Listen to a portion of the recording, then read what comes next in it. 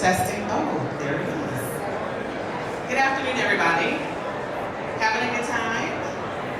This has been a phenomenal time for us. First time coming to the travel show, so I'm super excited to be here.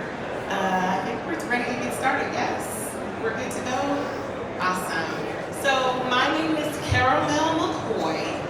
Caramel is my government name. My father gave it to me. He says it's Carol. I say it's Caramel. Who's right? I'm right. It's my name. What are you talking about? So he gave it to me, but it's my name, so I own it. So Caramel is my double name. Funny story about that. Caramel in every place that I've traveled, 43 different countries, is always the same. Oh, chocolate. Oh, Carmela. Oh, so sweet. No matter where I go, they always understand that the name is Caramel. Glad to be here today. I want to talk to you a little bit about our story at Women Travel Abroad and how we came to be, and then give you a little bit of information surrounding what I've learned surrounding women in solo travel.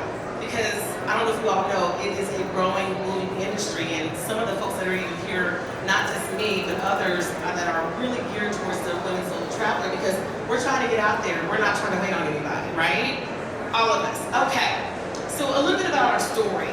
WTA started as a brainchild back in 2017. I had just come off the tour out of Germany. My husband was active duty Air Force, 25 years, retired now. Super happy about that. I'll be always thankful for his service. Thank you. He was getting deployed to Qatar, or Qatar, depending on where you're from. And I was getting sent back home from Germany. Like, what am I going to do? And so I thought, I wonder if I can get a group of chicks who want to go to Amsterdam and Paris. And so I put together a meetup group in California, Riverside, and I invited them to Chick-fil-A because you can go there for free and the food is good. So we did that, and they came to the table. We sat around, 10 of us. You can see the picture up there sitting around the table, and I said, hey, y'all want to go? And they were like, yeah, that'd be great. I said, do you want to stay at the Waldorf Astoria or the Holiday Inn? And they said, I've never stayed at the Waldorf, let's do that. I said, that sounds good to me.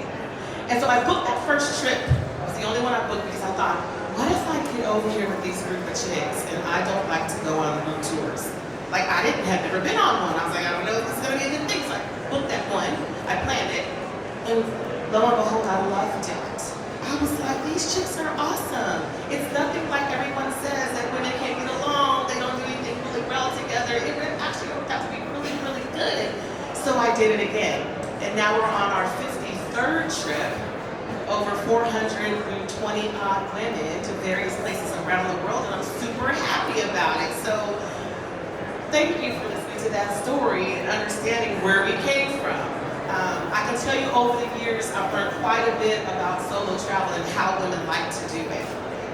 In the very beginning, we were a double occupancy travel group. That means you were going to book a trip with us and you didn't know who you were going to be rooming with, much less what they were about.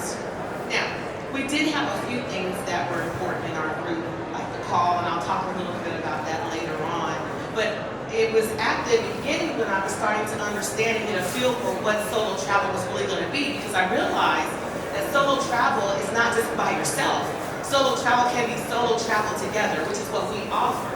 We're not travel agents. We're just a group of ladies who are like, you know what?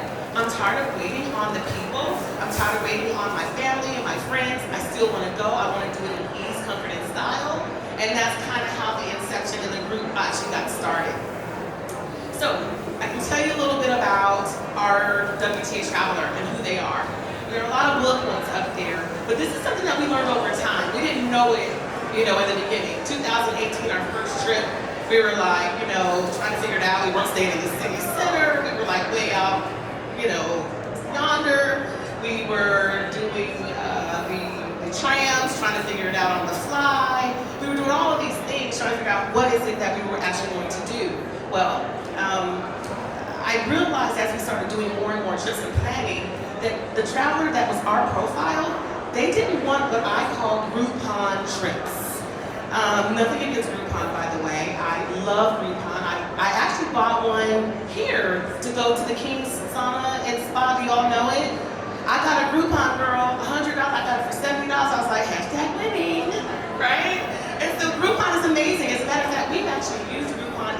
tours. Sometimes when we're in Spain and we need, a quick person to get us into one of those museums, Prado in Madrid, we've used Groupons. You'd be surprised where Groupons exist. But I realized that as a Groupon traveler, you're looking for that budget.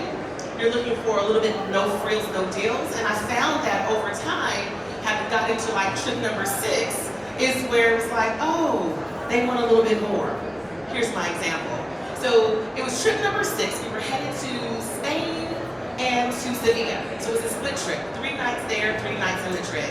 3 nights in Sevilla, it was double occupancy. They was loving each other. It was great. We never had any drama. They were still having a great time.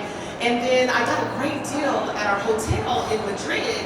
And I didn't tell the ladies until we got there that they got their own room. And oh my goodness. Everyone was like, oh my God, I get my own room. This is amazing. They were falling down. I was like, oh my God, why didn't you just say you wanted single occupancy? Like I could have done this a while ago. And so from that time, trip number 6 up to trip number 53, we're only a single occupancy tour group. Oh, thank you. Thank you very much for that. We realized very quickly as we started moving forward, trip number 6, right? 6 months into the business. Single occupancies were at for our travelers. They want to do ease, comfort, and style. That was always what that looked like for us. What does ease mean? What is style mean? What is comfort mean? It means all of the things that you see on here, right?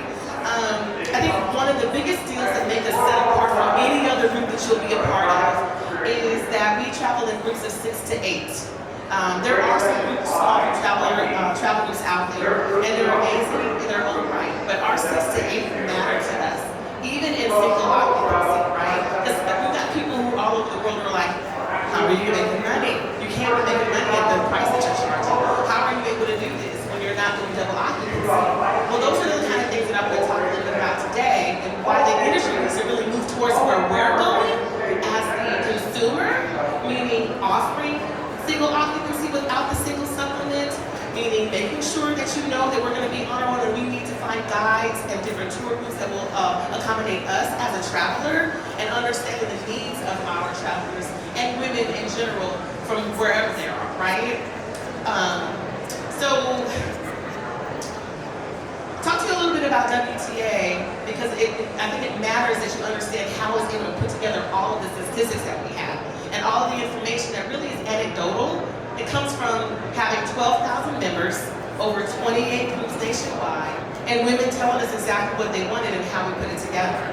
So how do you get to know a traveler before you go on a trip, never having met them? Well, the way you do that is by holding a call or going local meetups and understanding and meeting people. You all know what we just went through. It was a pandemic. Who was going to meet up with anybody out in public? Nobody was doing that. We started a virtual call. It happens every week, no matter where we are in the world, no matter what time it is. When it's 12 Eastern Standard Time, we have the call. That call invites any women who are wanting to get involved in travel, and we are not salesy. Because I'll tell you this, we don't have to be salesy. We have 6 to 8 trips, right? So there's not anybody who really needs to do that. What we are is making sure that you know before you spend any money, that you know that you're ready to go. And that's kind of how we like to go ahead and keep our group to where people are really getting those relationships, understanding what that looks like to get on these trips because you're spending quite a bit of time intimately with those ladies, okay? So, I want to talk to you a little bit about our WTA host. That's the other part. And shout out to my big team. Hey, everybody, shout out. We are a small team. And we're a small team of group of women who are just like us, just like you, wanting to get involved in solo travel, just not wanting to go alone. Some of the places that we go are places that women just don't feel comfortable.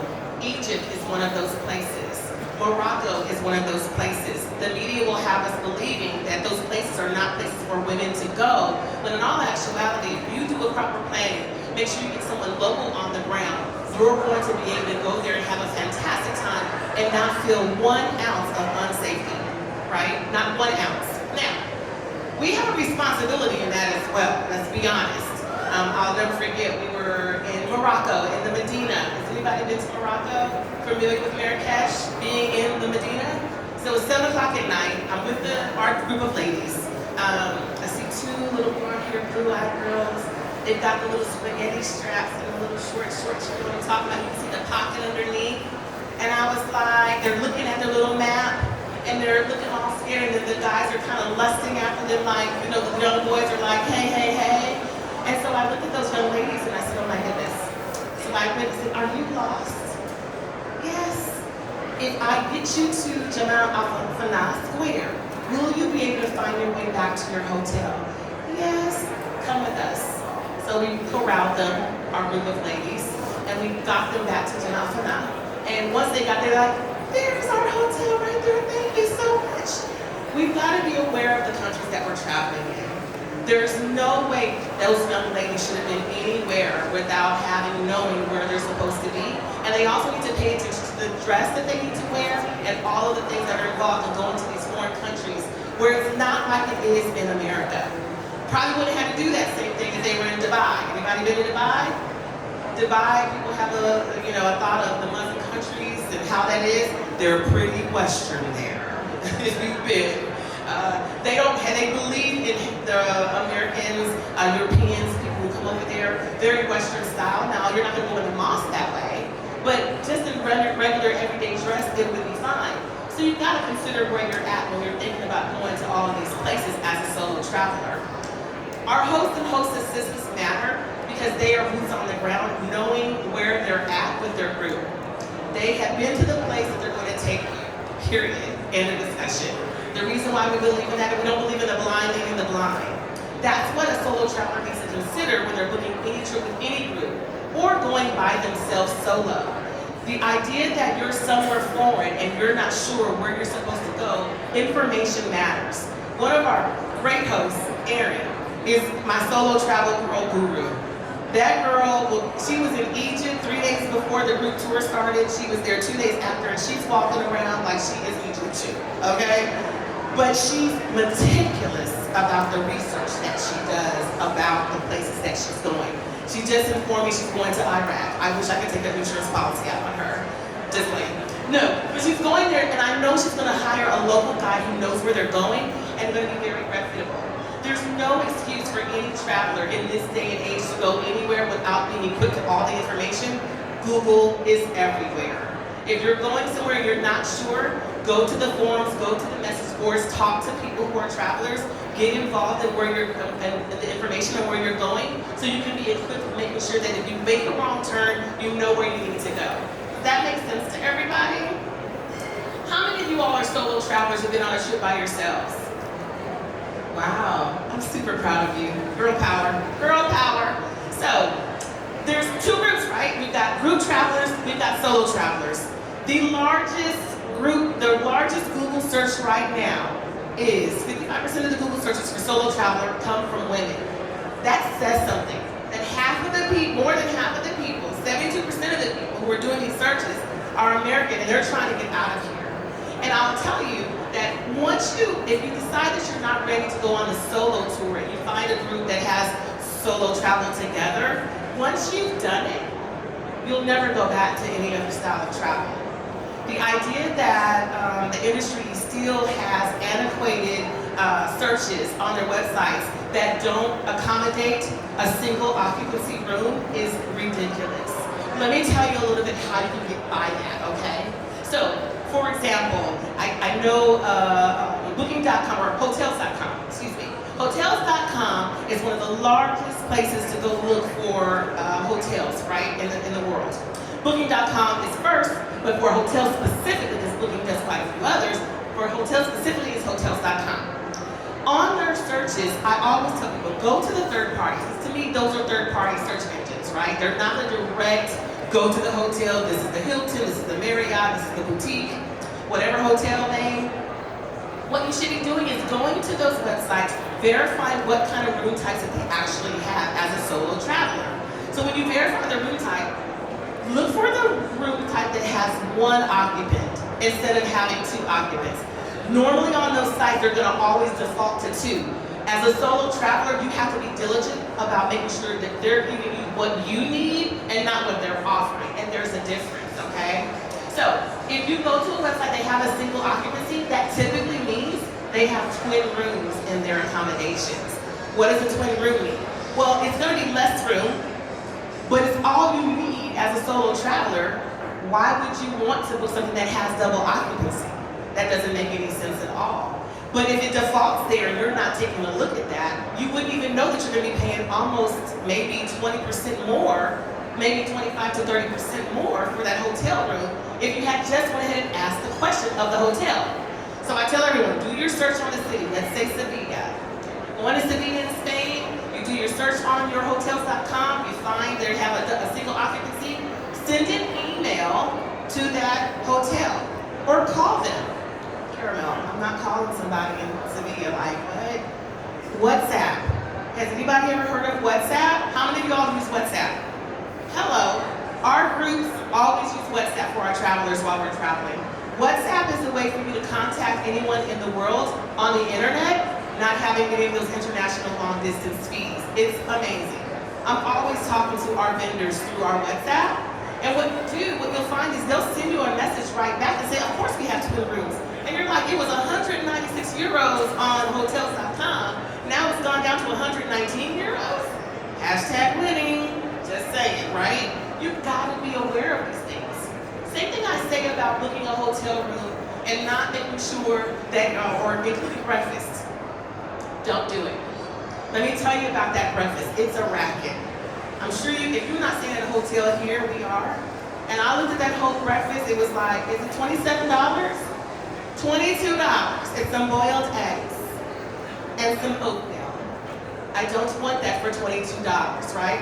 Some mornings I wake up and all I want is a cup of coffee. Some mornings I wake up and all I want is an apple. And some mornings I wake up and I don't want anything. Do not book the breakfast. As Americans, that's probably the reason why they even offer it. Because as Americans, we typically want our breakfast and we want it all the time. But what I found over the years is I would give everybody breakfast and buy them breakfast and then half of them wouldn't eat it.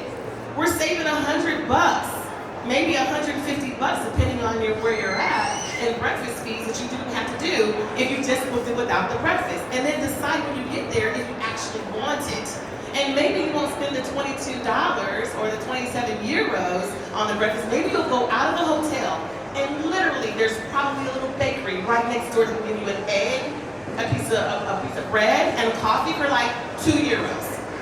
The idea that you're spending money and wasting it because you think it's convenient to have the breakfast is unnecessary. So as solo travelers, if you're looking to save a buck, make sure you're looking at that as a cost effective, right? To be cost effective. The other thing I want to talk to you about is searching for your airfare. How many of y'all use Book on Travelocity, Expedia? Anybody? Oh, that makes me happy. And a lot of you are like, we've already been out down that road. Those are great places to search for the airfare. They're not great places to buy them, especially in this climate. If you've been traveling at all during the pandemic, you understand that you need to buy your airfare directly from the airline carrier. Now, I do the searches at those other places, right, to find out who has the best rate. Sometimes it's United, sometimes it's Egypt Air, sometimes it's Moroccan Air, sometimes it's American. Now, unfortunately for me, I don't fly American because I just don't. They've not been as great as I would like them to be over the years. I'm a Delta girl, but I'm free game if it's outside of American, right? That's not kind of a big deal, I think, for people to manage and think about. The idea that you go to those websites, find out who has the best fare, then you go to the actual website and buy it. Here's the reason why. And I'm sure a lot of you all know by the show of non-hands, right? When you book it on the regular website, you are more likely, if there's an issue, to be able to get some customer service to give you something good or to give you great information than if you were to book it on the third party because they don't care. You took the discount, so that means what? That discount means you are not going to get any type of great customer service. They're going to tell you, hey, you need to call them. That's where you bought it at. And so when you buy it on your actual website, you're going to get a lot of information. Now, that doesn't change the fact that even then, you might need a brick wall. True story, we were just in Egypt just before Christmas.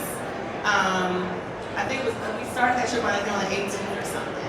Anyway, Amy, she booked her flight she didn't have to do the airline, it was Lufthansa if I'm not mistaken. And sure enough, the flight got canceled.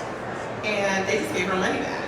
Right? She already spent, $5,000 with WTA on her Egypt trip, right? It's the day of that she's supposed to travel. can't find the flight. I was like, oh my God, that's terrible. You got your money back. She said, yeah, I got it back. Great, because we bought it from the air carrier, right? One thing that I didn't like about it was the fact that she booked it and now she's got to find another carrier, which I think if she had had insurance, she could have done so, but she didn't have insurance. How terrible is that? I want to talk a little bit about travel insurance and the projections. How many of you all have travel insurance? How many of you all have annual travel insurance? Listen, girl, y'all are travelers. You need to start looking for an annual policy. If you're going anywhere at least twice in the year, and that means domestic or international, look for an annual policy. It's going to change your life in terms of what can happen. So here this girl gets her money back from the airline, and now she's looking at WTA like, hey, WTA, I got my flight, I can't go. I said, let's look and see if we can find you another flight, because we are a white glove service. Let's look and see if we can find it. So we found another flight. Here's how it goes. Originally, it was Charlotte to JFK, JFK to Cairo. What is it when we're trying to book it the day of? It's Charlotte to JFK, to Addis Ababa, to Togo, to Cairo. 28 hours? She was like, I'm not going. I was like, I'm not going. Give me my money back. I was like, sir, I need you to understand that there's a thing called travel insurance. If you are not doing that and you're investing into travel, you're doing yourself a disservice, especially after the pandemic, especially after you've gone through all these troubles. I will tell you, as a small boutique business, and I mean we're really small, we took 118 women last year to 22 different destinations. This year we're doing 24. We're probably going to have, I think, 224 travels, not 189, whatever it is. But it's very small. And we're boutique that way. We plan on staying that way. I don't want to be a $1 billion corporation. It's just not our style. It's not our shtick, right? It's not about the money. It's about the community. Anyway, without having that, I can't afford to give you any money back with the margins that I've got. I'm taking 6 to 8 travelers. If you all know about the industry, you know 6 to 8 travelers is not a whole lot of people. So I'm spreading these costs very thinly. And so I'm like, you're not giving me my money back. It's like today. You're like checking in like today. Like I'm waiting for you. Like you're supposed to be here in like 6 hours. Like wait. So anyway, I understand that people think that, oh, we can take a chance. You can't. Before the pandemic, WTA lost $66,000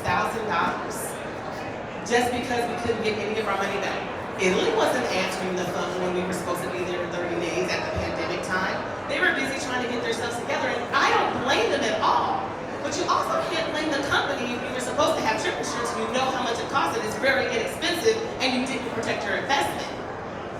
One of the things that WTA is known for is not requiring trip insurance. Some people tell me, you should do that. You should just make them get it.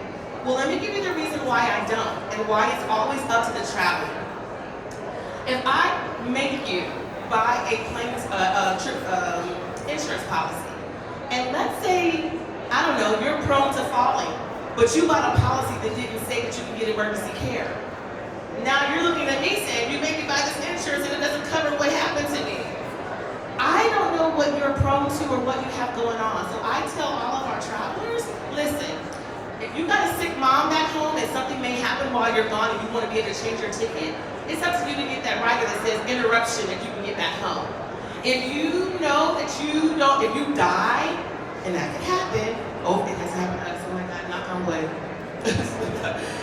But if you die while you're overseas, I want my body to come back and my family not to have to figure out how to get me back. You gotta buy that insurance. That's just not an average coverage. So to me, and to the folks that I speak to, and all of our travelers, and even our host and host assistants, you've gotta know what you need in terms of insurance and be able to purchase that. And an annual policy, that's gonna be amazing to keeping you feeling less anxiety when you're traveling, knowing that you're covered. I also tell folks that trip insurance is not like, you know, buy here, pay here. Like, I went to the hospital, now they're just gonna pay the bill. That ain't how it works. Trip insurance is reimbursement, right? You're gonna have to file a claim just like you have to do over here in good old America. So you still need to be carrying 2 forms of credit card and a credit card that you can use in case you need it. That has an open balance that you'll never have any problems being able to use it. And that doesn't mean American Express, because you all know Everybody doesn't take American Express overseas. We learned it the hard way. So the idea is to make sure that you have an actual card that can be used. Try to find one that doesn't have foreign transaction fees. If you're a traveler, you know what those look like. They can be $2 or $3 every time you use it. At the end of the day, it's going to make a difference. But you're talking about 800% inflation in 10 years for people who are buying travel insurance. That means that matters. So make sure you're going to make sure that you're doing your good investigation on what policy works for you. I bought a policy. I actually have a travel business, so it makes sense for me to get an annual. I bought the Big Mama Jamma $500 policy just because I travel a lot. However, there are some policies that your credit cards offer. If you haven't called your credit cards, call them and find out, oh shucks, you offer trip protection on this trip if I buy it on your card? That's awesome. Sometimes your own insurance will cover you. USAA has some kind of insurance. My husband's military, so we oftentimes use that. So be mindful that you can absolutely find ways to get that insurance policy. And a lot of times a policy for a single trip, what, 89 bucks? Who's got the cheapest? If you think yours was the cheapest policy, tell me how much you paid for it. Anybody? Anybody paid 59 bucks? I had a traveler pay 49 bucks. 50 bucks to cover a 10-day, 12 days to South Africa. Covered it all. And I was like, that's awesome. So be on the lookout for those type of policies to make sure you're covered, okay? All right. So I want to go back to experiential travel, budget travel, and luxury travel. I think that there's a misnomer about what luxury is and what it isn't, right? I think most of the travelers that I'm finding are looking for experiential, and experiential doesn't always translate to luxury, but luxury always translates to experiential. Does that make sense? So when we're thinking experiential, you're thinking, I want to go to Morocco and go to the Arica Valley and climb up to the highest peak where the waterfalls are. Craziest thing, I'm in Morocco, the first time I remember, we went to the Arica Valley and the guy was wearing flip-flops, walking across a ladder that was on its side from one rock to the other rock, and we're climbing up these steep hills. And I remember Beth, 67 years old, she was like, I can't do it. And he was like, oh, come on, you can do it. And he's like leading her on the way. By the time we got up to the top, it was like, she couldn't believe that she had done it. She couldn't believe that she had experienced walking, climbing, hiking up the Arica Valley to see the summit at this beautiful waterfall cascading down the mountain. And then walking on the other side, just like the locals do. That's experiential travel. It is getting outside yourself, something that you wouldn't normally do, and being able to do it and be proud of it. And you can do that when you're in a small group or solo because you're at your own pace. I tease our hosts and hostesses, our team, I tease them all the time, listen, we don't get up at 7:30 eat breakfast, 8 o'clock on the bus, 8:30 over here, 9 o'clock on the bus, 10 over here, 10:30 on the bus, right? You know that what I'm talking about? You're like, oh my God, I'm so excited, I gotta take a vacation from the vacation. That's not what we do. Experiential travel says you're gonna take your time at that location. You're going to breathe it in. You're gonna have a cafecito. That's what our head host Dolina. Have a cafecito. Chill out. It's okay, baby. This is what she says to our travelers. It's okay, baby. This is the truth. You've got to make sure that when you invest your money, your hard-earned ducats, that you take your time and really get a feel and a taste for where you're going to be traveling to. We do that in every location, no matter where. When you're looking for someone to travel with, or if you're solo, curate your trip to where you can do one thing. The one thing that makes sense that day, and then take your time. That's what we believe at WTA, and I think that that's what everyone should be thinking about. In terms of budget, everyone has a different one. I got some travelers who are like, I can do one trip a year. I got some travelers, Julie, she's doing 3 or 4 trips a year, right? She's got the money to do it. She's all about it. She keeps coming back, and I'm happy to have her. But for our travelers that have never gone out, and this is their first time experiencing it, go to the place that you thought you loved. Where is that? I don't know. I've got some travelers that come with us just because they want to find out if that's the place to move out of the country. Like they're like, I'm going to be an expat. I'm trying to figure it out. So Trisha went to Iceland. That wasn't it. She went to Morocco. That wasn't it. She went to Croatia. She was like, whoa, these are my people. And I'm said, these are my people. I think this is it, Caramel. And I was like, so that's what you want to experience. So if you're that traveler, you gotta keep trying. You gotta keep going. You gotta keep trying to figure out what that looks like. And it doesn't happen if you don't know the road, right? Where's your place? Do you have a place? Not yet? Who has a place? Did you guys, anybody found that? But where's your place? Mexico? Ah, Hiba. You have a house now. That's awesome. People don't realize that there are Facebook groups for places that you think you might go to be an expat. I remember I joined a couple of them just because I was trying to do some research and trying to figure it out. Belize was on there. Now you better Belize it. Right? That's the thing. Girl, so many people are trying to sell those things that they buy. They like, Belize it is not the place. But you don't know that, so join a group before you do any of that. Just do a lot of research is what I can tell you about that. All right, so, diversity and community. One of the biggest things that I'm so proud about WTA, that I can say that not many groups have, is our diversity. We come from all ages. 24 is our youngest, no, 23 was our youngest, up to 82. And she, honey, she is better than some of my 40-year-olds, girl. Like, that Janice, she will beat y'all. She's a vegan, no leche, no carne, no queso, no huevos, no, all of the things, right? But she's excellent. All different backgrounds, ethnicities. I love that our pictures are ours. They're not stock photos where you're trying to build in diversity. I don't have a diversity and inclusion in somebody, whatever that name is. It's just us saying that, hey, ladies, if you want to come with a fun group of chicks, we're in. And oh, by the way, don't pay us money yet until you know that we're your people. Because I can tell you, I tell all of our travelers and our team, well, you gotta be a crazy chick to pay money to someone you've never met on the internet and think that they're gonna be waiting on you when you get to Charles de Gaulle. Like, that is some faith, girl. My mother, I remember my mom's here, she was like, so they're gonna pay you what? They're gonna go with you where? Well, 53 trips later, I can say that that's happening. And it's happening because people are looking for a relationship and community. The travelers that travel with us the first time, sometimes they never come back, but they find friends that they travel with now on their own. So you've got Siobhan and Tara, who go to places, they send us pictures, we're like, oh look, they're in Tennessee, oh look, they went to Canada, oh look, they're in, right? We have that kind of group, and that's what I think is the real gist of what people are looking for, our women are looking for in terms of solo travel. Don't be discouraged by thinking that it's not available, because there are many groups, not just ours. We have one brand that is out here doing solo travel, but there are many, many. And we prefer people if they're not our type or not our fit, right? Sometimes we get travelers that are just not our people, and that's okay, but I know some people who you would love, and they'll love you as well. And I think if we look at it from that kind of community, instead of looking at it from the dollars and cents and the bottom line, we look at it from that standpoint, it has a much better experience than if not. Does that make sense? All right. Who is Team Carry On? Who's Team Check Bag? I can convert you. I know I can convert you. I can convert you.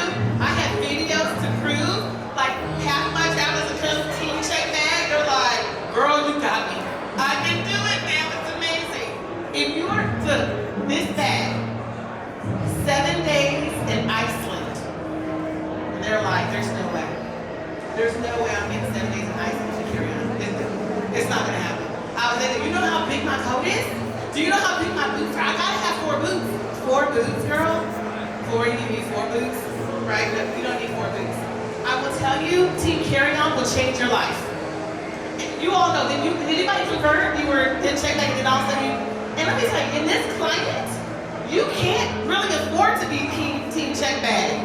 Did you all hear about what happened in Amsterdam with all of those luggage that were left over there for months? That Delta actually flew a 747 empty to pick up their passengers' luggage because they couldn't get it back? Like those are true. Let me tell you, I thought like, that's not that.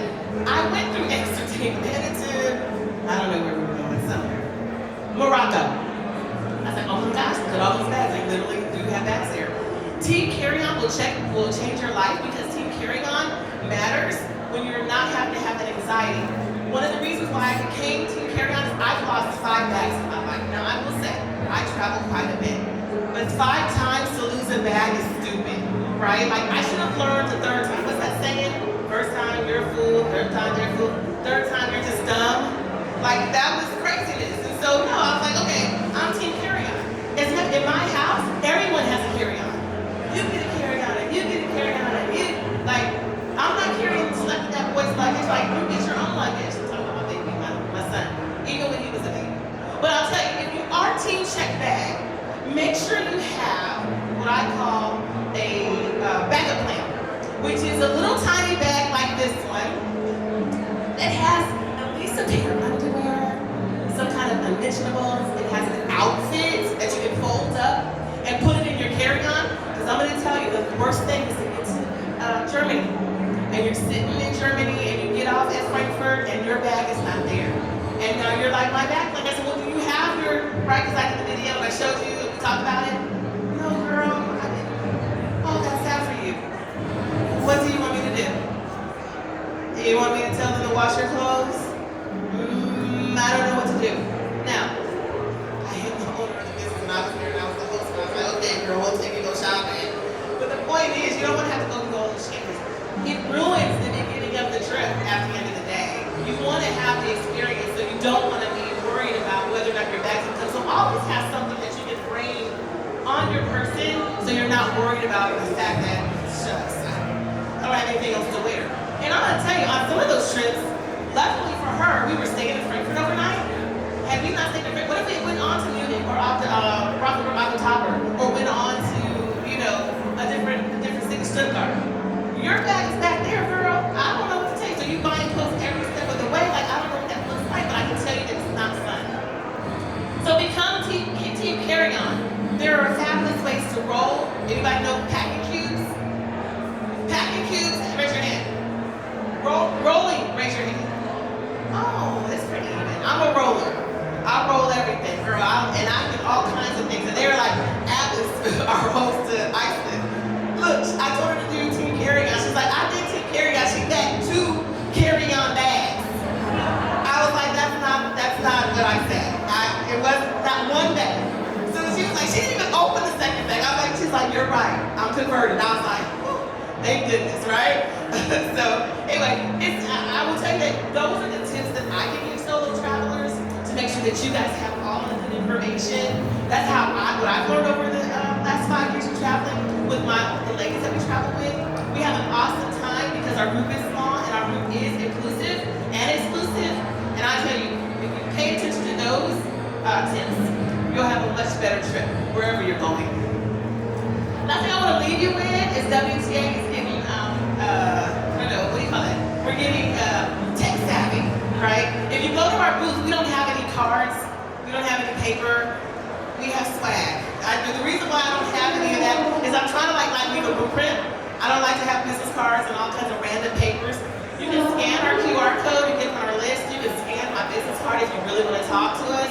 You can get one of these handy little bags here because that's our swag. But I'm trying to stay tech savvy and stay away from even my carbon imprint. I fly all the time. I'm doing all the things you guys have heard of your travelers about how, being sustainable and what that looks like. That's kind of my way of doing that for WTA. But we have this nifty app called WTA Connect app. And this app is coming soon. We hope to unveil it here, but we have a few things we want to work out before we get everybody involved. But I'll tell you, what the app is going to do is connect women like yourselves who are pretty extraordinary solo travelers anyway, and you're wanting to find someone to go with you to Algeria. I just had on our calls yesterday, remember it happens everywhere no matter where we are in the world, it's here. Leslie is going to Algeria, she's looking for a partner. I don't know, does anybody know about Algeria? You cannot go there by yourself. You've got to have a guide and actually a guard. And so she's got this trip plan and she doesn't want to go by herself, and so she's looking for somebody. Well, this is where the Connect app comes in, right? It's a way for you to say, I'm going to Algeria. And somebody says, well, I want to go with you. You guys have a conversation and can decide, yeah, let's go together. Are we a good fit? It's kind of the same model as WTA.